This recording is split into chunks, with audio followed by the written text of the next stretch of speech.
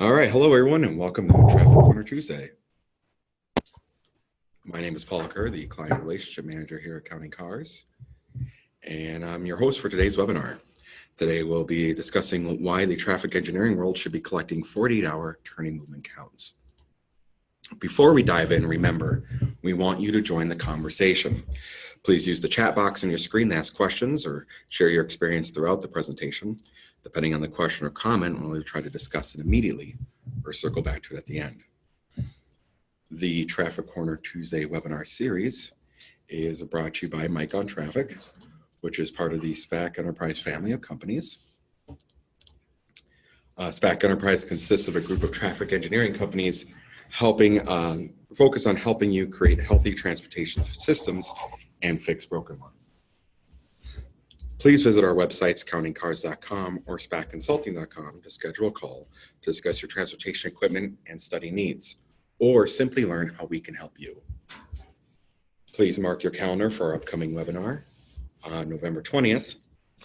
We'll be talking about an exciting traffic calming experiment where we collected before, during, after data. We then use that data to help the city decide what changes to make to the neighborhood road networks in an upcoming reconstruct project. Today's presenters are Mike Spack and Brian Priesick. Mike is the creative force and principal writer of the industry-leading blog, Mike on Traffic, and Brian is the vice president of SPAC Enterprise and regularly contributes to Mike on Traffic as well as co-hosts these webinars with Mike. Both Mike and Brian are licensed professional engineers and certified professional traffic operations engineers. The core purpose of SPAC Enterprise is to improve transportation globally. Both Mike and Brian take this purpose to heart and are constantly thinking about how our industry can evolve to provide a safer and more efficient transportation. Mike's especially excited about today's webinar because it covers a kernel of an idea that he first had as an intern way back in 1994. Before I turn it over to Mike and Brian, I want to personally invite you to stay on until the end of the webinar. We're going to tell you about an exciting launch of another innovation that will help you do your job more easily, effectively, and profitably. Our new guaranteed 72-hour data turnaround at CountCloud. We'll also at the Q&A be going over the poll that we'll be leaving up throughout the entire webinar. Without further ado, take it away, Mike and Brian. Thanks, Paul. Thank you. Thank you. So thanks everyone, and thanks for your patience while we got those slides figured out at the beginning and launched for you. So we're going to kick it off with a little ancient history lesson here and talking about how the history of how we've evolved from where we started to where we are today. And kicking off, the Highway Capacity Manual was first published in 1950. And in there, it had calculations done by hand with slide rules, and the data was based on a 2-hour turning movement count. Mm-hmm. At least that's our understanding of the history. That's what we were taught. Predates us, but yes, that's as I learned it in school. That's the way it was brought up. That's the way we first looked at things, and they taught us how to do this stuff by hand. So here's a picture of what the world looked like in the 1950s when we started doing capacity analysis here in the United States. And this is a photo from Tyson's Corner, Virginia, which it was sleepy little kind of gas station mom and pop store on the corner of the main intersection there. And then Bryant was able to pull up the aerial, that's the background, and that's from the 1980s. You can kind of see that's the same corner, a little bit bigger, more suburban intersection. And then, yeah, we're on this corner, kind of this street here. You can see it's no longer a dirt road, multiple lanes, turn lanes. It's getting bigger. And then the shocking, not shocking for anybody who lives out east, but what it has become. This is huge shopping mall area. Freeway, just big multimodal hub, one of the bigger interesting case studies from a traffic engineer standpoint. So that's kind of the backdrop of, we started with 2-hour turning movement counts way back in the 1950s, and largely was based on that's the kind of data we could collect. Mm-hmm. And that's, I mean, you look at those photos and that's probably realistically all we needed at that time. Yes. So now the evolution of the tools we used, and Bryant and I, unfortunately, it kind of in retrospect feels like we were hazed, some kind of weird fraternity thing, but we both had stints at the beginning of our engineering careers where we were sent out with a clock in our car or a wristwatch and a clipboard, and we did tally marks and tried to remember every 15 minutes-ish to look at the clock so we could fill in the grid of a turning movement count. Draw a line and start a new grid or something like that. I have memories, I won't call them fond, of being out in the snow, sitting in a chair, watching a sleepy corner in one particular instance and going, why am I out here? This is ridiculous. Yeah. Thank goodness my parents talked me into being an engineer. It's really paying off. And then this was revolutionary technology. The handheld count boards, JMAR being the dominant player at the time. And this came in right at kind of the beginning of our careers, kind of the 1950s. They always had the back page ad in the ITE journal. And it was a big day when we got a couple of these at the consulting firm I worked at, because you didn't have to look at the clock anymore. You didn't have to do the tally marks, and you could download the data into these fancy new DOS computers we had on our desktops. But this was a leap forward and greatly made our lives easier.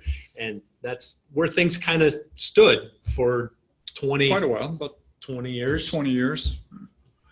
And now, kind of we're getting into this kernel of the idea Paul mentioned. I was an intern back in 1994 with a company called Image Sensing Systems, and they ended up developing the Autoscope, which is used for video detection to control traffic signals instead of loop detectors.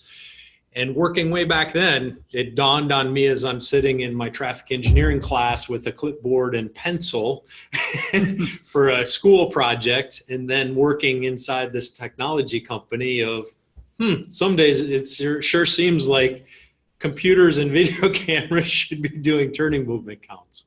And this was Myovision came onto the scenes 7-8 years ago and kind of broke through with this idea, and that, as many of you know, didn't work for our companies, Traffic Data Inc. and SPAC Consulting, the cost model. So we ended up developing our own camera systems, which we rolled out and formed countingcars.com, which hopefully many of you know about. And right there on the right is our 2-pound hold in your hand camera that you can set out and get 50 hours worth of recording and plug in booster packs and get a week or two worth of recording.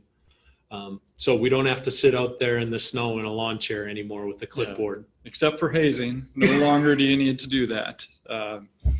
Obviously, there's some value for younger engineers to learn a little bit of that history and why we do what we do. But other than that, there's absolutely no reason you should be sending people out with a clipboard or even a JMAR board at this point. Yeah, we don't use highway capacity software that's on a DOS computer. We don't use slide rules anymore. The technology is evolving. Yep, time to move forward. So with that, that's kind of our precursor into what this one is about, and it's why we're using 48-hour turning movement counts. So this, we go through the technology here and why everything's been upgraded, and now, just like the book, we should no longer be doing peak hour. It's our view that we should be doing 48, and in our practice, that's what we do. We collect 48-hour turning movement counts. Several years ago, we switched over to using 48-hour turning movement counts as our default at SPAC Consulting for all the studies we do. So let's flip over, and we're going to run through 10 benefits we see as traffic engineers, as PTOEs, of why to switch to 48-hour turning movement counts.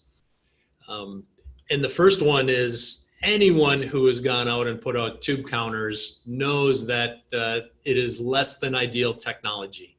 It is inexpensive way to get data at a spot, but tubes break and nails pop up and they trip people, and there's all kinds of disadvantages to tube counters that if you have the video camera there, and you're getting a 48-hour turning movement count at an intersection, it's pretty simple math to get the entering and exiting volumes on every leg of that intersection. So all of a sudden you have the ADTs for 4 different roadways by putting out a single camera that is on the side of the road, and your staff doesn't need to enter the road. Yep. So that's kind of the 1B of that, is besides, instead of just ADTs on one road, you get it on all 4 at the intersection. It's the safety of it, and frankly, the efficiency of it. You can send one person out, they can set up the camera, and then they can go back to the office. They don't have to worry about it. Whereas if you look at the picture we've got, some of the busy roads, you want 2 people out there. You need one to put the tubes down, and you need somebody else to be watching for or slowing traffic or whatever that safety that you have for your setups is. And you both need to be out there completing that task. So the second benefit is traffic varies day to day. We all know that intuitively, and if you've looked at days worth of data, it's not shocking to see a 10% difference from one day to the next. And by looking at multiple days worth of turning movement counts, we can see if we have an anomaly. And sometimes we should study that anomaly, as the red bar there on the right shows. We have 2 days worth of data and kind of ebbs and flows around the peak hours, but hey, for some reason we had a peak hour event on day 2. Well, maybe there was an event at a nearby intersection that forced people over, or maybe the first day there was some school was off, or I mean, there can be many explanations. There could have been a crash at the block next, and people had to divert around it for the 15 minutes or whatever that time frame is. So plenty of reasons. While if you're only doing peak hours on one day, you may have captured that anomaly, and that's what you're studying. And that can lead to overbuilding. Yeah. Or that anomaly could be on the day 1, and day 1 was the anomaly, the low one, and really day 2. So you're not going to see this in every data set you collect, but kind of those, when you do see big variation from day to day, it should give you pause as the engineer doing the analysis to dig into why there is a difference. So our benefit number 3 is you get to average that. So just like the anomalies, most often you will not have those, and you will be able to take your 2 sets and average them. And so we're showing an example here. This could be a left turn movement. And if we count on one day and we have 275, a standard guideline for us for left turns is you need 300 to use dual lefts. So that's a common rule of thumb. So if you're sitting at 275, you might look at it and say, we're good, we don't need it. Meanwhile, on day 2, if you had counted just exclusively on that day, you're at 325, and now by default, you're going, we need dual lefts out there. Where the real answer is you're right on the bubble, and you need to do more analysis and thinking, and it's not a black and white scenario anymore. Number 4, so traffic control warrants, and they're generally signal warrants, although people use them for stop signs, for roundabouts, all-way stops. There's a variety that you can look at them. But the old way of doing it, and we're going to talk specifically about how the MnDOT process, Minnesota Department of Transportation, they had it written up that you would do your peak hour counts, and you would do 2 peak hours, morning and PM. Yep, at the intersection, and then you would put tubes on each of the legs, so you would have the daily counts on each of them, and then you would factor your turning movement counts throughout the day. Yes. So that's one thing that you're making an assumption on. And then they had a detailed procedure, I'll call it, for kind of reducing the right turn volumes, because especially if you're looking at putting in a signal, they don't benefit that much, those right turning volumes, if they have their own right turn lane. And so they had a set of criteria for making reductions but it was all estimating based on cross-referencing the tube count data with the peak hour turning movement count data. And all of this type of estimating back and forth completely goes away if you're collecting 48-hour turning movement counts, because you can take out your right turn lane, your right turn volumes, and get the correct number of lane configurations in your warrant analysis. And you can look back and forth. You can look at the 2 different days. You can look at averages. There's And the real numbers that you're putting into the warrant analysis. So it's just, instead of an estimate, instead of a 2 hours that you're looking at, you've got the full day. It's just a better way to look at those. And it's easy to dump all of those hours in and look at the 8 busiest hours for the warrant analysis, instead of just assuming that your 8 busiest are between the peak hours, right, which is usually the assumption. Usually. So the next, here's a great photo of me from a public hearing. That the 5th benefit is adding credibility. I've been in multiple city council and planning commission meetings, public hearing testimony, where a resident will come up and say, well, your analysis is wrong. It is very busy out there and you're saying it's fine. And when did you collect that data? And how did you miss that? Well, if you only have a single snapshot of a 2-hour afternoon peak period, going back to the idea of the anomalies, you may have missed it. Right. And by having multiple days of data, you can say, we looked at average conditions, we looked at peak conditions, we did statistical analysis back and forth. And I just think it makes it easier to sound credible in front of those governing bodies. Whereas if you're only doing a 2-hour peak hour count, you really are open up to somebody who has a statistics background to shooting holes in your credibility. Yeah, definitely. We actually had a project in Indiana where this specific question came up, and it was the project was close to a school, and they questioned whether we were looking at the right peak hours, and we were able to have more data to show them, yeah, we considered it, but the school peak that you're referencing is lower than the PM peak. So yeah, that's why we went. days. Yeah, that's why we went the way we did. So it was a very easy way to have that answer right at hand. Yeah, and I always go back to, it's crazy. We often make 7 to 8 figure decisions of building infrastructure based on a 2-hour snapshot. I don't think anyone with the statistics background would agree with that approach. All right, number 6, you've always got the video as backup, and there's a couple different ways this falls in. So it's not all your eggs in one basket, as our clever graphic shows. One, there has been in the past where we've done our quality control on the counts and we've looked at them and something is off. You have a dip, you have a series of zeros.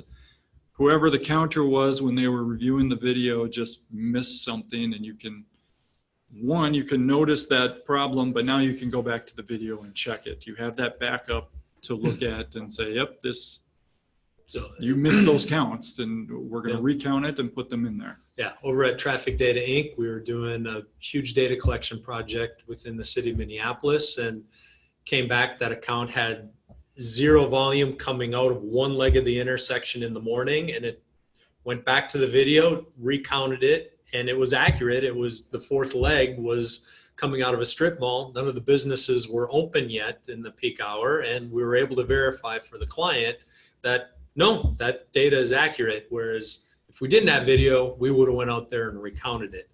The other benefit is if you have a person on your staff doing the counting, this can be a quality control metric against them of somebody keeps goofing up. You actually can start to document it, where if you're only putting a person out on the street corner, there is no verification. Mm-hmm.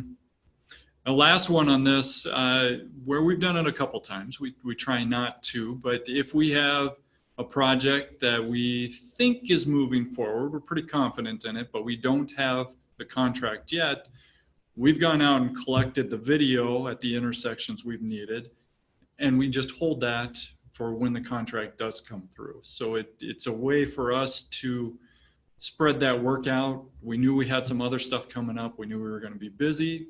We got those videos beforehand, and then when the contract did come through, then we were able to use them and count them.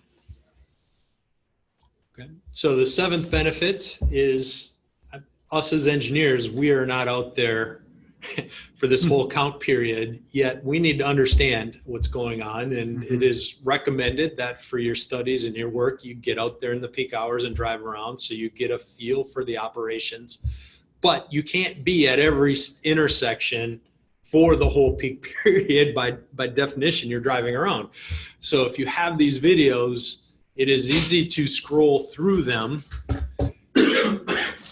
It's easy to scroll through those videos back in the office and can really save time on and give you a better glimpse into how things are working, which then, going back to the credibility slide, as you're talking in the public hearing, Yep. you fully understand the background and you've had a chance to scroll through and get a sense of how it's working instead of just relying on models. You can confidently say you've observed the operations out there. They're matching what your computer is telling you.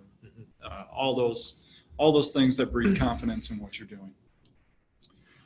Number 8, we have signal timing, and what this specifically talks to is your timing plans and your time of day plans, or how your coordination runs. A lot of times you're just picking it, and it may be you need a PM peak hour, so you just pick 3 to 6 or something like that. You develop your plan, that's when it's implemented, and you move forward. Once you have those counts over the course of those 2 days, whether you average them or look between them, you can clearly identify where your timing plans need to start and stop. And maybe it is 3 to 6, but maybe it's noon to 8. Maybe it's Maybe you only need there. one signal timing plan for the whole day. Yep. I mean, but by having the 48-hour turning movement counts, you can look at that trend of entering volumes and start out with a data-based decision versus just hitting up a default and saying, we collected a couple hours in the morning, couple hours in noontime, couple hours in the evening. We're going to have those 3 plus an off-peak plan. Exactly. Which has been kind of standard operating procedure, but we can be much smarter and do much better with signal timing. This also gives you the opportunity to choose either day. If you are evaluating your peaks, you've got a couple different numbers that should have some slight variations. And if you just want to double check, you've got that ability to go in and do that now. Check 2 sets of volumes for your timing. Yep. So the 9th benefit, and it looked like we had about 3/4 of the folks on the line were consultants, excuse me, is really, if you're upping your game with these previous 8 ways we talked about, you're doing better analysis, the right kind of clients, the ones you want to be working for, Exactly. who trust you and are willing to pay for better analysis, you should be winning more work. So this can be a competitive advantage for you in your local environment. And that has come through for us. That public hearing video snapshot of me was at the city of Edina, a good client of ours. And there was a competitive proposal situation with the city for an impact study. Ours was more expensive, but when they dug into the proposals, the competitors were scoping out 2-hour peak hour counts. We went with our standard 48-hour counts, and we had already, city of Edina appreciated all of the benefits of the 48-hour counts. And they said, yeah, you're more expensive, Mike, but we're going to go with you because we know if we made the other firms rescope with 48-hour counts, they would be more expensive. It was very close even with us putting in the 48-hour counts, but it set us up really as the experts and was a competitive advantage differentiator. It was a value add for them, and they recognized right away that we were providing them more value, even if those 2 contract numbers were different. Yes, and getting back to the credibility in front of the public hearing, that there are several advantages we talked about that on bigger, more interesting projects tend to be more controversial, and you need to be much more confident in explaining your analysis that all of this kind of weaves together. So our number 10-ish, it's still related to longer counts, but not necessarily the 48 hours. But what we're talking about here is leaving the video out for a longer period of time where you have different land uses that don't necessarily conform to your commuter time periods. So we have a picture of the Mall of America here, big retail store. For those who don't know it, it is definitely the Mall of America. It's big size, but if you're doing a study out there, your AM peak is going to be nothing. The shops aren't open. Why would you be out there counting? But your noon period might be higher. So with the 48, you've captured that, but also your Saturday might be higher. Your Friday night with movies might be higher. Yeah. So looking at these other time periods, you can extend that video and you can decide where the real peak is, and is that Saturday noon an important one to study, or have you captured it with something else? Yeah, we've throughout the history over the last 17 years of Traffic Data Inc., we've counted around a casino multiple times over the years, and it was painful in the old days with those JMAR count boards of mobilizing a crew of 16, 18 people to be able to count from 10 p.m. to 2 in the morning on a Friday night to capture a concert and the casino activity. Now we put a camera out there in the morning on a Wednesday or a Thursday and pick it up on Monday and count that video. The increased cost is negligible, where it was a 10x cost to mobilize our staff on a Friday. Similar vein, I also did a study at the Minnesota State Fair. At the time, we did not have the cameras, so it became very complicated to try to set up tubes, to be out there to observe the different periods, although I didn't mind being out at the fair for a week straight.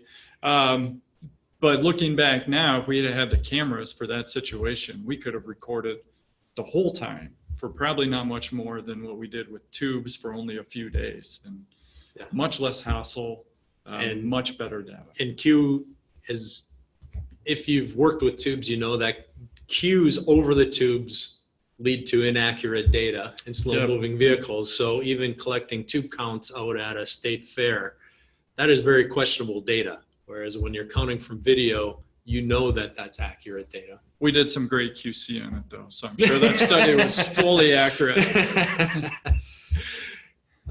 So those are our top 10 reasons of why we have fully adopted 48-hour turning movement counts inside SPAC Consulting. And so now we want to move from why to how and to who, and leads to, for those who don't know, that one of our companies is CountingCars.com, where over the last 6-7 years, we've really developed what we believe is the best video camera on the market.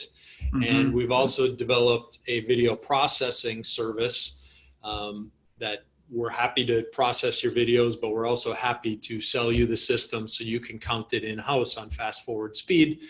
And Paul alluded to this, that we've been working on this for more than a year, where at our service called CountCloud, where we process the videos for you, we were pretty loose on our deadlines because we were building our processes and systems, and we're happy to announce that we are fully confident in those processes and systems to the point where we're guaranteeing 72-hour turnaround now for your turning movement counts, which is really important from a consultant's perspective, that you want your data back pretty quickly. So we're happy to announce that. We have different promotions as well as free demos going on. We've really moved to a demo model with all of our products. We want you to try before you buy to make sure it's a right fit. But step one in that process is going on to CountingCars.com and clicking the free consult button, where we do the first step to make sure that it looks like there would be an ROI for you. It looks like it's a good fit. Right. If you're only doing one turning movement count a year, go out there with the clipboard or hire somebody else. But if you're regularly doing turning movement counts, our gear, we can typically show payback within months, not years. So please go out there. And this is the gear that we use for our studies. Yes. So it's been developed through our own use, through helping clients with their turning movement counts, doing our own studies, making sure that we get our data back. I mean, we're our own client here, and we want to make sure we do the best for ourselves. So just another way we try to prove it to ourselves first, and then we roll it out to other people as well. Yeah, as many of you know, with Traffic Data Inc., SPAC Consulting, and Counting Cars all under SPAC Enterprise kind of superstructure, we're our own best client in all of those kind of, and each one goes to the other. So we are our own guinea pigs first. So free consult, you can schedule a half an hour with Paul to go through it and figure out how to get the demo and the different promotions we have going on. Yep, and that's countingcars.com, obviously, if you didn't see it up there in the corner. Okay. All right, so we have hit 1 o'clock. We do want to say thank you to everyone who's attended. It's great to see the number of people here.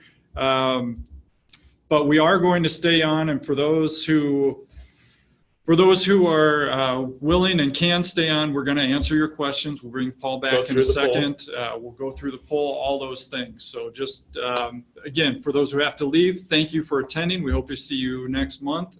And for those who can. Yeah, feel free to reach out to me via email if you have any questions about this, if you need to sign off right now.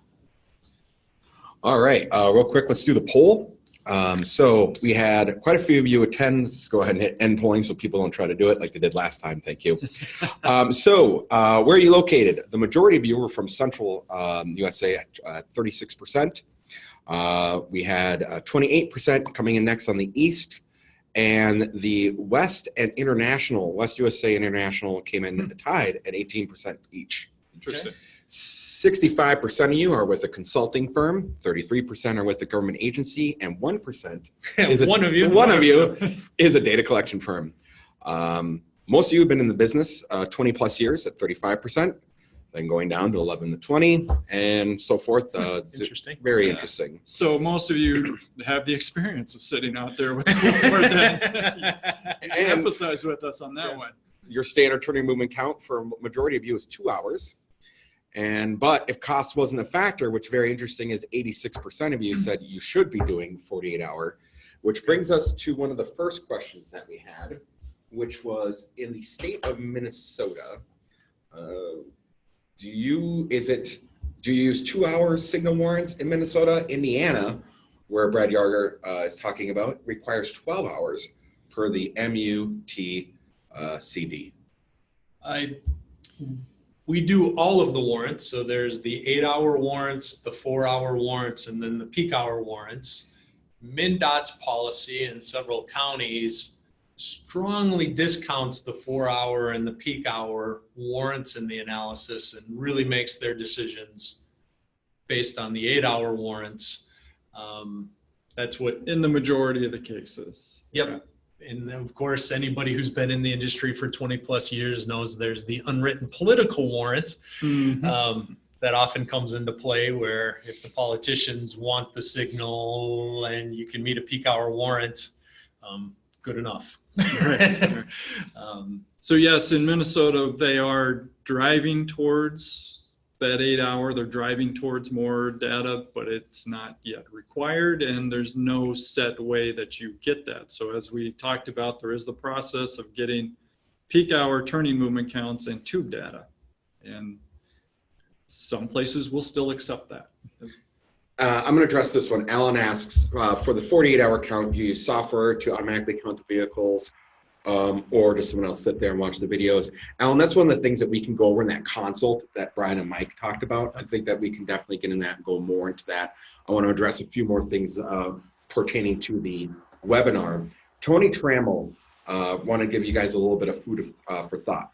He said there are hundreds of thousands of dollars, if not millions in reality, which are programmed and or constructed based around single peak hour of data collections. We have never in the past looked at the sensitivity of this data, nor its impact or design improvements. Looking at more data always lets us have better design solutions. So we also need to look at the weekday versus weekend data, which you guys talked about. And having 2 days may let us average the 2 days, but ideally, would having a whole week be even better? Yes, but, and there's always the but in there. This is something we researched, put out to the ITE listserv, Institute of Transportation Engineers. We did some research on it, and with some of the software we use now, we could do analysis on multiple peak hours. We could count 3, 4, 5 days worth. We could come up with a whole range of probability based on, it's 75% likely you need dual lefts in this based on all these different variables. So we have gone down that route before. We spent a good part of a year internally trying to see if there's a probabilistic way to do this analysis. And the punchline is our clients wanted a black and white recommendation from us.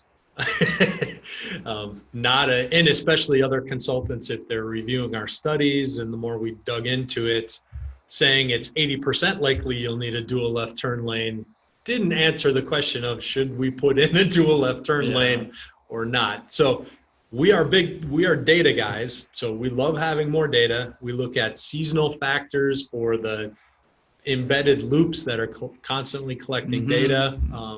So we take those things into account. Certainly, if your budget allows, a week-long count would have benefits. One could argue the Monday and Tuesday may not have much benefits unless there's an anomaly, but certainly a Wednesday, Thursday, and Friday, Saturday, Sunday, and lots of scenarios. Yep, and we've done the 96-hour counts in some places where we've collected Thursday through Sunday. So we can see those different things, and we can make decisions on what we analyze with that. I think the important thing to keep in mind, though, is that whether your client is private or public, they want definitive answers. They're going to be looking for whatever process you do, you need to come up with a definitive answer, and you need to be able to defend it. There's quite a few questions, more countingcars.com related. So I'm going to, not going to take your time on not to belittle anyone's questions, but there's quite a few things that are very specific towards that and not towards the webinar that you guys had. So I think this is a good time. But Chase, Brad. So please email those questions directly, or if you think this could fit your business or agency, please go on the website, schedule your consult call for those very specific questions. We're happy to help you figure out if we're a good fit. And frankly, we don't want to sell to clients who are not a good fit. We are not interested in selling you a paperweight. And for those of you that are in here, you hear me tell you that all the time. Do you want to announce the promotion, Mike? Sure. Yeah, the promotion we have coming up. Well, of course, we hit on the demos where if it looks like a good fit, we want you to try out CountCloud or get CountCams in your hands. No obligation. But we have a promotion helping kick off this new 72-hour guarantee where if you buy 4 CountCams with booster packs, we will give you 4 48-hour turning movement counts, so 1 per each camera, so that you can try out 48-hour turning movement counts with each of your cameras. Not that they're going to be any different between the cameras, but to give you a bunch of free data, and that is about $1,800 worth of CountCloud for a 48-hour turning movement count. We charge about $400 to process that. Excellent. So yeah, so Mike brought up the demo. Go ahead and hit the console. I'm more than happy to take your time. On behalf of Mike and Brian, I think this is a great time to end it. Thank you, guys. Thanks, everyone. Yeah, thank you. And lastly, I will say we hope you join us next month, where we'll be talking about a neighborhood traffic calming experiment. We got some different pictures in the back there, but trying some things out. So this should be an interesting one, the case study on what we did and how we experimented before anything permanent went out there. Thank you, guys.